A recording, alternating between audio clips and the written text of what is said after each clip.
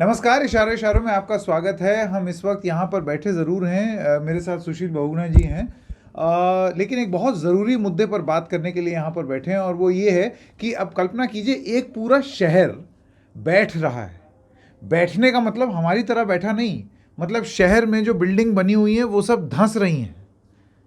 क्यों धंस रही हैं और कहाँ धंस रही हैं, आइए सुशील बहुगुणा जी से बात करते हैं। तो ये पहाड़ों में हो रहा है, पहाड़ों की गोद में, और कहाँ हो रहा है और क्यों हो रहा है? देखिए, जोशीमठ एक ऐतिहासिक शहर है। 8वीं शताब्दी में बसा हुआ शहर है। और इस शहर की एक महत्ता तो आप इस बात से जान सकते हैं कि शंकराचार्य ने जो 4 एक तरह से मठ बसाए थे, उसमें से एक ज्योतिर्मठ, जिसको हम जोशीमठ कहते हैं, वो है। बद्रीनाथ जाने का रास्ता यहीं से, तो जो भी लोग बद्रीनाथ जाते हैं या फूलों की घाटी जाते हैं, वैली ऑफ फ्लावर्स जाते हैं, हाँ, वो जोशीमठ होकर गुजरते हैं। हेमकुंड भी जाते हैं तो जोशीमठ से ही रास्ता होता है। अब हमारे को ये समझना ज़रूरी है कि ये जो शहर को बैठने की बात या सिंकिंग की बात आ रही है, क्यों हो रही है। पिछले कई महीनों से जोशीमठ के कई घरों में दरारें देखी गई। एक एक कर दरारें चौड़ी हो रही हैं। यहाँ तक कि सड़कों में भी काफ़ी गहरी दरारें, मेन रोड में भी कई जगहों पर गहरी दरारें आ गई हैं। और इससे वहाँ के लोग इस चिंता में हैं कि ये दरारें आ क्यों रही हैं, कहीं ऐसा तो नहीं कि पूरा पहाड़ दरक रहा है। और इसको लेकर के पहले से भी, आज की बात नहीं है, ये लगभग आज से 40 साल पहले भी ये चिंता आई थी। 1976 में तब के जो गढ़वाल के आयुक्त थे MC मिश्रा, उनके नेतृत्व में कमेटी बनी थी। और उस कमेटी ने जो फाइंडिंग्स दी थी वो फाइंडिंग्स आज भी वैलिड हैं। और वो फाइंडिंग्स आज भी इंडिकेट करती हैं कि जो उन्होंने उस समय कहा था, अब भी हमें उस पर अमल करना चाहिए। क्या कहा था? उसको बताने से पहले मैं आपको बता दूं कि जोशीमठ जो है वो एक पहाड़ की ढलान पर बसा हुआ शहर है। पहाड़ की ये जो ढलान है, ये किसी ज़माने में, किसी जियोलॉजिकल पास्ट में हज़ारों साल पहले एक लैंडस्लाइड हुआ था। उसके स्टेबल होने से जो जगह बनी, वहाँ पर बसा हुआ वो जोशीमठ है। एक पहाड़ की ढलान जिस पर लैंडस्लाइड होकर के मलबा आया, भारी मलबा आया, वो धीरे धीरे स्टेबलाइज हुआ। वहाँ पर कालांतर में धीरे धीरे लोग बसने लगे और अब वो इतना बड़ा हो गया है कि वहाँ पर अब हज़ारों लोगों की बस्ती है। यहाँ तक कि भारत और चीन की सीमा पे की ओर जाने वाला वो सबसे अहम एक तरह से शहर कह सकते हैं। ITBP का भी केंद्र है, का सेंटर है। वहाँ सेना वहाँ से गुजरती है और चीन की निगरानी, चीन की जो सीमा है उसकी निगरानी वहाँ से होती है। उसका बहुत महत्वपूर्ण केंद्र है। वो जो लैंडस्लाइड है जिस पर जोशीमठ बसा है, उस पर पहली चीज़ तो ये हुई कि बहुत ज़्यादा दबाव हो गया है शहरीकरण का। बहुत ज़्यादा इमारतें बन गई हैं। एक कैरिंग कैपेसिटी होती है पहाड़ की, उस कैरिंग कैपेसिटी से ज़्यादा बसावट वहाँ हो गई है। तो आप ये मानकर चलिए कि वहाँ पर लोड बहुत ज़्यादा है। दूसरी बड़ी चीज़ क्या है, हमको ध्यान रखना चाहिए कि पूरा इलाका हिमालय का, ये हायर हिमालयाज़ है, 2000 मीटर और उससे ऊपर का या 2500 मीटर उससे ऊपर का। इसके ठीक ऊपर औली है। जो लोग औली टूरिस्ट गए होंगे टूरिस्ट स्पॉट पे, वो बद्रीनाथ के बिल्कुल, जोशीमठ के बिल्कुल साइड से होकर ऊपर जाते हैं। जोशीमठ के ठीक ऊपर औली है। अगर आप एक रोपवे देखेंगे औली जाने वाला, तो जोशीमठ से शुरू होकर वो औली जाता है। तो औली जोशीमठ के ठीक ऊपर है। ये पूरा इलाका अर्थक्वेक के हिसाब से, सीस्मिकली बहुत ही प्रोन है किसी भी अर्थक्वेक के। ये जोन 5 में पड़ता है। जोन 5 का मतलब कि जहाँ सबसे ज़्यादा भूकंप आने की आशंका होती है। ये वो इलाका है जहाँ पे हिमालय की प्लेट जो है वो तिब्बतन प्लेट से टकराती है कुछ दूरी पर, और इस वजह से ज़मीन के नीचे यहाँ इतना ज़्यादा दबाव है कि वो रह रहकर कुछ कुछ समय बाद छोटे छोटे भूकंपों की शक्ल में सामने आता है। और ये भूकंप पिछले कुछ दिनों से लगातार आप देखते हैं, उत्तरकाशी की तरफ भूकंप आया, चमोली की तरफ भूकंप आया, जोशीमठ की तरफ भूकंप आया। ये सब कुछ लाइन से आपस में जुड़ा हुआ है। यहाँ पे एक मेन सेंट्रल थ्रस्ट जिसको हम बोलते हैं, वो एक तरह की दरार है बहुत बड़ी ज़मीन के नीचे, वो गुजरती है यहाँ से बगल में। तो इतना अस्थिर इलाका है, उसके ऊपर इतनी बसावट, पहली तो ये बड़ी चिंता की बात है। क्योंकि जब बड़ा भूकंप आएगा तो आपकी लैंडस्लाइड होंगी, तो इस तरह के जो भी लैंडस्लाइड के स्टेबलाइज्ड लैंडस्लाइड पर बसे शहर हैं, उनके लिए खतरा होता है। अब ये खतरा तो यहाँ तक था। इसके आगे क्या हुआ? इसके आगे हुआ ये है पिछले कुछ सालों में कि उसके आसपास निर्माण की बहुत ज़्यादा गतिविधियाँ हुई हैं। निर्माण की गतिविधियाँ इस तरह से हुई कि आपने उसके आगे, उसके पीछे डैम्स बनाने शुरू कर दिए। आपको याद होगा पिछले साल ऋषिगंगा वाली त्रासदी। ऋषिगंगा जब आई ऊपर से, तो उसने जिस डैम को नुकसान पहुंचाया था, तपोवन विष्णुगाड डैम, इस जोशीमठ से वो भी जुड़ा हुआ है। उस सुरंग में आपने देखा होगा पानी घुसा था। बिल्कुल, बहुत लोग सुरंग के अंदर मारे गए। एग्जैक्ट संख्या हमको अब भी नहीं पता। और हमने उन लोगों को मरते हुए देखा था उस समय। बहुत भयानक तस्वीरें थी पिछले साल की।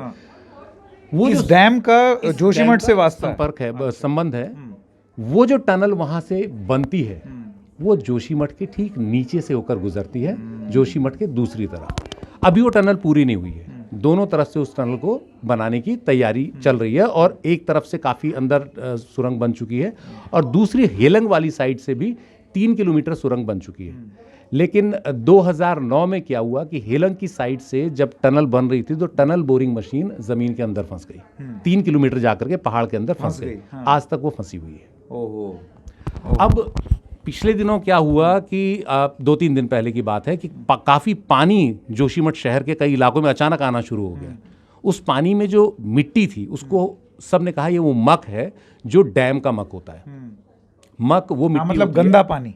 मक एक्चुअली वो फाइन पाउडर्ड सॉयल है जो जब डैम आप बनाते हैं तो निकलती है।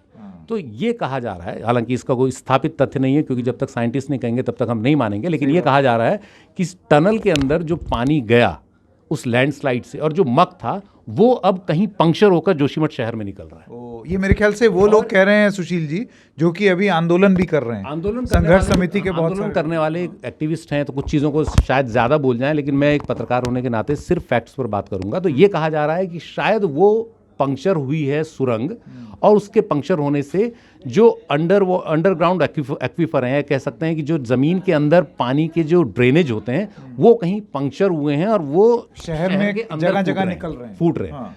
अब जब उसी से बिल्डिंग कमजोर अब आप नहीं उससे आप ये देखिए कि जब दिल्ली में भी कई बार किसी सिंक होल बन जाता है कहीं नई सड़क में, अगर वहां आपने ड्रेनेज छोड़ दिया पानी का और पानी धीरे धीरे है तो किसी दिन वो बैठ जाता है, सड़क धंस जाती है। तो जोशीमठ में भी कुछ जगहों पर ऐसा हो रहा होगा, ऐसा कुछ साइंटिस्ट का मानना है, उस मिट्टी की उस सुरंग से लीक हो रहे पानी की वजह से, ऐसा मानना है। अभी किसी ने स्टैब्लिश नहीं किया, लेकिन ये वन ऑफ द थ्योरीज है।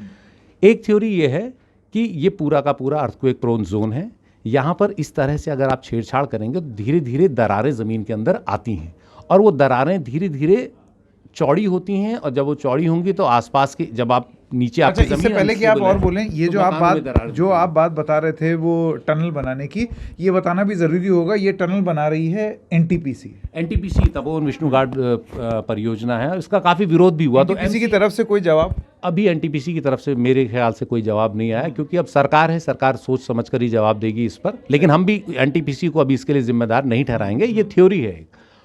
और एमसी मिश्रा कमेटी जो है 1976 में जो बनी थी, उसने भी उस समय इस तरह की चीज़ें देखी थी, क्योंकि आज की नहीं है, बहुत छोटी दरारें काफ़ी पहले से आ रही, क्योंकि अनस्टेबल जोन है वो, हमेशा पहाड़ में अनस्टेबल जोन में इस तरह की चीज़ दिखती है, पर अब ज़्यादा बढ़ गया। एमसी मिश्रा कमेटी ने 2-3 रिकमेंडेशन की थी। एक रिकमेंडेशन तो ये थी कि ये जो अनचेक्ड एक तरह से शहरीकरण हो रहा है, एक तो इस पर रोक लगे, ये जो निर्माण की गतिविधियां भयानक तरीके से चल रही हैं ये ना हो। दूसरा, आप ब्लास्ट न करें वहां पर। आपको बताने, एक सड़क जोशीमठ के ठीक बीच से गुजरती है जो बद्रीनाथ को जाती है। इस सड़क को चौड़ा करने की बात हो रही है। स्थानीय लोगों की मांग थी कि भाई ये सड़क चौड़ी की जाए, ताकि अब जो मूवमेंट बढ़ा है उसके कारण काफ़ी शहर में जाम लग जाता है, यात्रियों को, लोगों को दिक्कत होती है, तो सड़क चौड़ी किया जाए और यहीं से लोग गुजरें।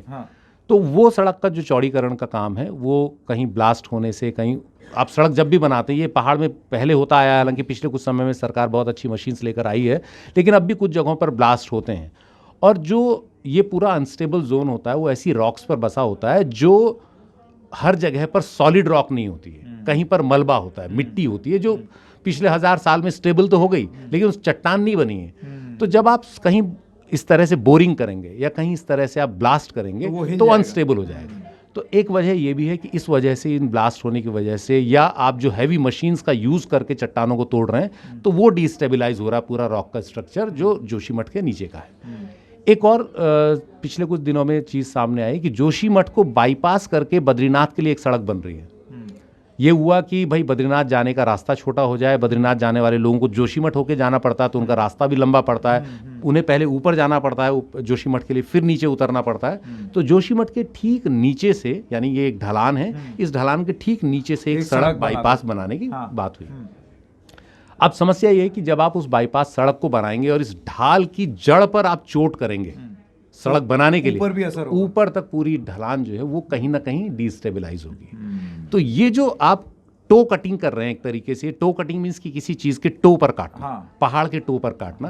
तो अगर आप उसके लगभग नीचे बिल्कुल नदी से ठीक ऊपर आप एक सड़क बनाने की कोशिश करेंगे और उसके लिए आप ब्लास्ट करेंगे, उसके लिए हैवी मशीन्स का यूज़ करेंगे, तो ऊपर से पहाड़ कहीं ना कहीं डिस्टेबलाइज होगा, क्योंकि आप नीचे से उसका बेस छेड़ रहे हैं। एक ये भी एक इसमें थ्योरी है। आपने मुझे अभी तक 2-3 ऐसी वजहें बताई हैं जो कारण हो सकती है कि किस वजह से घर में दरार आ रही है या पानी आ रहा है। अब नीचे की ज़मीन अगर डिस्टेबलाइज होगी तो उसके ऊपर घर बने हुए हैं, तो घर भी कहीं ना कहीं हिलेंगे। घर हिलेंगे तो उसके अंदर क्रैक्स आएंगे, और यही वजह है कि जोशीमठ के कई घरों में क्रैक्स आ गए हैं, और वो क्रैक धीरे धीरे बढ़ रहे हैं। लोगों को लगता है कि अब ये क्रैक बढ़ेंगे तो छत गिरेगी, तो लोग मर सकते हैं। ठीक है, लोग इसीलिए मांग कर रहे हैं कि हमारे को कहीं और बसाया जाए, हालांकि ये बड़ा लंबा। एक और चीज़ मैं कहना चाहूँगा, नीचे जो नदी है अलकनंदा नदी, जो पहले धौली गंगा होती है और फिर अलकनंदा, वो भी कॉन्स्टेंटली टो कटिंग करती है। लेकिन ये नेचुरल फिनोमेना है, कोई भी नदी टो कटिंग करती है करोड़ों साल में, तो उसका आप कुछ कर नहीं सकते। लेकिन आप ऊपर से टो कटिंग ना करें, आप ऊपर से ब्लास्ट ना करें, आप हैवी मशीनरी का यूज़ ना करें,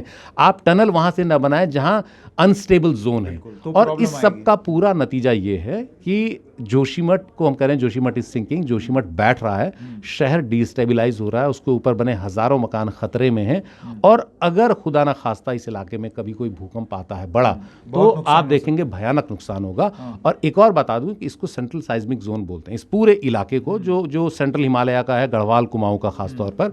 और पिछले 400-500 साल में यहाँ रिक्टर स्केल पर 8 से ऊपर का भूकंप नहीं आया है, जबकि नेपाल में भूकंप आ चुका है, बिहार में आ चुका है, असम में आ चुका है, कश्मीर में आ चुका है। पूरी हिमालयन आर्क को अगर आप देखेंगे तो इस तरह से पूरा हिमालय, मतलब पूरा इंडियन प्लेट ऊपर बढ़ रही है, चाइनीज प्लेट से या ये कहीं यूरोपियन प्लेट से टकरा रही है। तो इसमें इन सब जगहों पर टेंशन रिलीज हो चुकी है, लेकिन सेंट्रल हिमालय में वो टेंशन रिलीज नहीं हुई है किसी बड़े भूकंप से।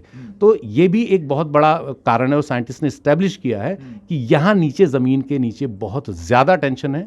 ये टेंशन कब रिलीज होगी किसी बड़े भूकंप की शक्ल में हम नहीं कह सकते, आज होगी या 100 साल में होगी, लेकिन होगी जरूर। और उसी से पहले जो छोटे छोटे भूकंप समय समय पर आते रहते हैं, वो बताते हैं कि ज़मीन के अंदर एनर्जी रिलीज हो रही है छोटे भूकंपों की शक्ल में, लेकिन एक बड़ा भूकंप यहाँ कभी ना कभी ज़रूर आएगा।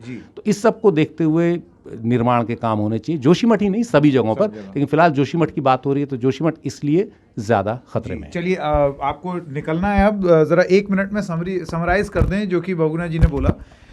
ये सारी चीज़ें अभी स्टडी का एक मुद्दा है कि क्या कारण हो सकते हैं कि जोशीमठ में लोगों के दीवारों में दरारें आ रही हैं, घर क्रैक हो रहे हैं, पानी निकल रहा है।